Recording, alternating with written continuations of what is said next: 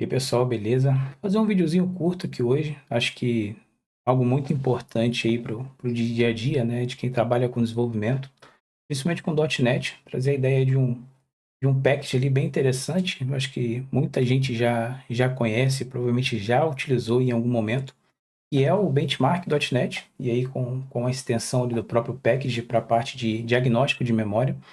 É um package extremamente interessante. Acho que hoje em dia a gente vive cada vez trabalhando com arquiteturas mais complexas, e quando a gente fala de arquitetura em nuvem, principalmente estruturas onde a gente trabalha com autoscale, a gente sabe que nem sempre a gente olha para processamento como deveria olhar, porque geralmente sempre vai ser um inimigo do desenvolvimento, o prazo. Querendo ou não, a gente sempre tem que lidar com entregas mais ágeis, mais rápidas, e se a maioria das vezes aí o famigerado teste unitário acaba ficando de escanteio, quem dirá a gente conseguir testar, de certa forma, aí um ponta a ponta a nível de processamento, de otimização de código.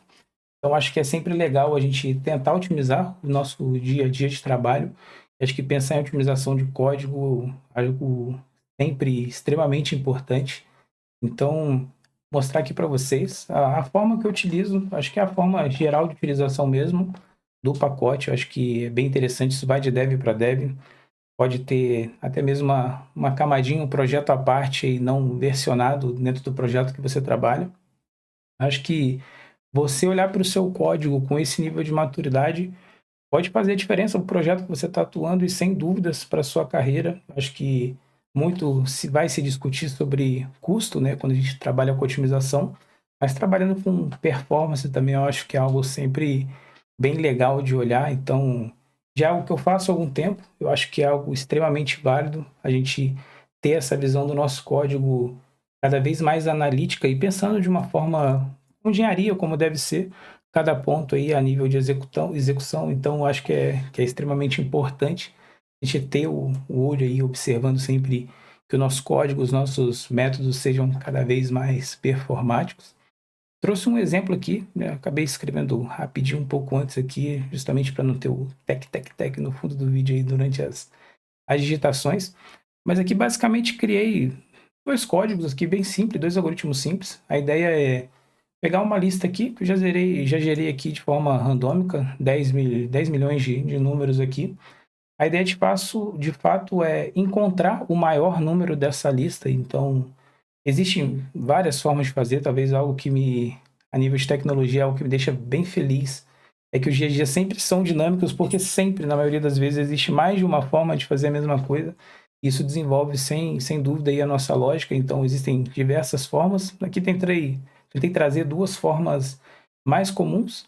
A primeira, utilizando o looping, batendo o olho aqui, a gente já consegue visualizar que não é a forma mais inteligente, mas diversas vezes a gente pode encontrar um código assim. Acho que isso, ter essa visão de lógica é importante até quando a gente está executando um code review ou, de fato, dando manutenção no código que já foi desenvolvido há algum tempo. Então, ter esse tipo de visão assim de bate-pronto é interessante.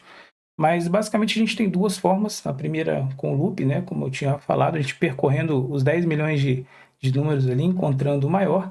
E outra utilizando o próprio link. Daí a gente, como esse exemplo aqui está muito voltado para o .NET, né, em si, então a gente tem aí a possibilidade de usar o link para poder utilizar dentro dessa função. Então, a ideia da implementação do .NET Benchmark em si é só instalar esses dois packages aqui, como eu tinha mencionado aí no início do vídeo, dentro do projeto.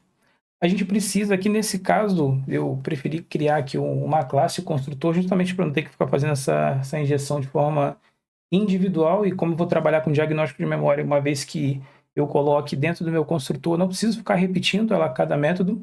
A diferença é que cada classe aqui, cada método que eu quiser testar, eu preciso colocar o prefixo benchmark. Ele aceita como extensão que você coloque até mesmo comentários. Então, isso é importante aí, dependendo do que você vai fazer, o número de testes que você tem.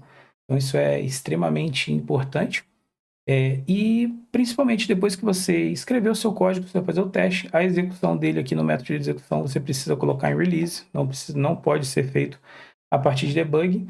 E vai demorar um pouquinho, dependendo da quantidade de benchmark que você estiver testando em uma única vez, ou a quantidade de métodos, ou até mesmo a complexidade do seu método. Ele vai demorar um pouquinho, então é importante ter essa consideração aí.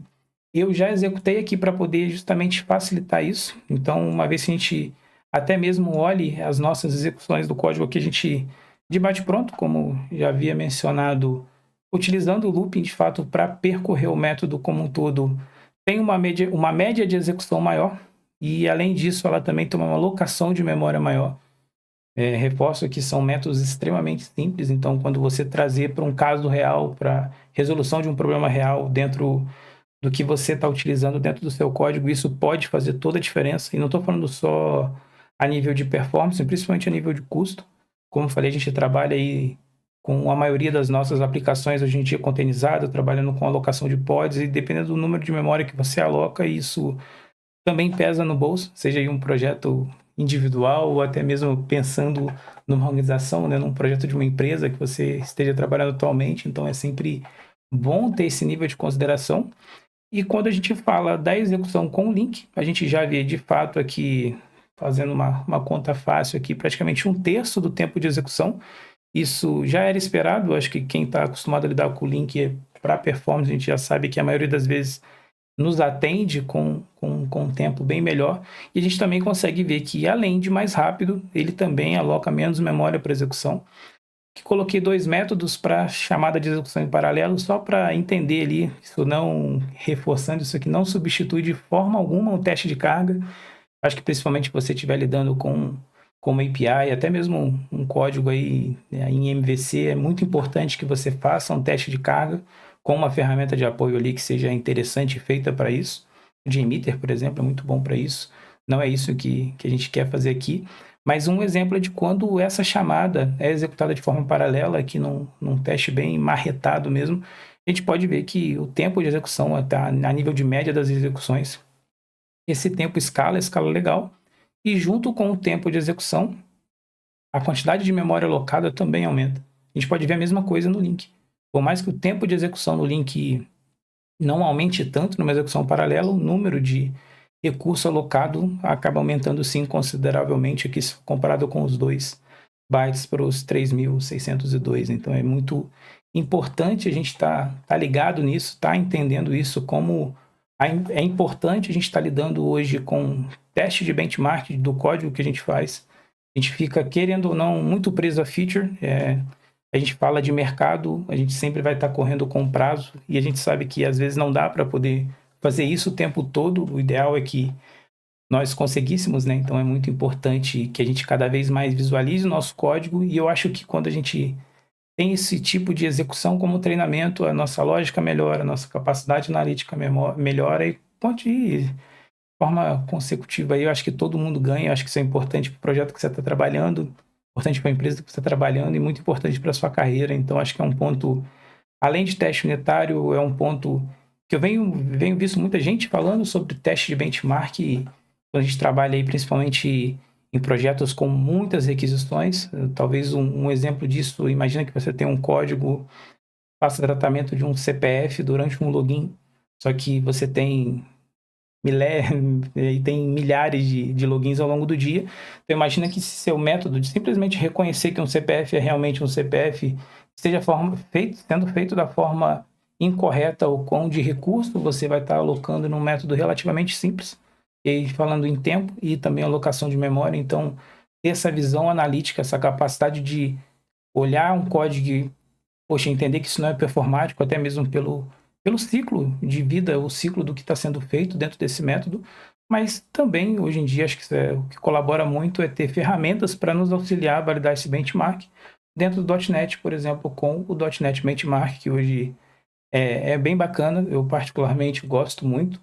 Então eu acho que não vale nem a pena trazer isso aqui para uma visão de Big O Notation. Acho que não dá para poder falar muito sobre Big O Notation num vídeo curtinho. Acho que é um tema muito mais complexo de entender, porque a gente sempre vai buscar uma execução linear, mas ao mesmo tempo a gente sabe que uma execução linear, em algumas regras de negócio, são impossíveis por dependência de terceiros e tudo mais. Mas tem até um vídeo bem bacana do Eduardo Pires, eu posso até deixar aqui abaixo para vocês darem uma olhada, falando um pouco mais sobre Big O Notation, com um pouco mais de domínio também sobre o assunto. Mas eu acho que trazer essa visão de benchmark para dentro do seu código, eu acho que é algo extremamente importante. Espero ter ajudado. Acho que isso aqui é algo extremamente simples, um tutorial disso aqui, um passo a passo, algo que chega a ser até extremamente chato, porque realmente é bem simples. Mas espero ter colaborado. Vou deixar esse projetinho aqui abaixo também, se alguém precisar aí de um mapa, só para de fato ter um padrão ali de como é feito a nível de injeção e só colar e copiar e colar os seus métodos aí para poder já fazer alguns testes abaixo também. Mas a ideia é fazer um vídeo curtinho, só trazendo isso aqui. Acho que a grande maioria das pessoas já conhecem, mas é sempre bom reforçar e trazer um pouco mais. Beleza, pessoal? É isso aí. Tamo junto.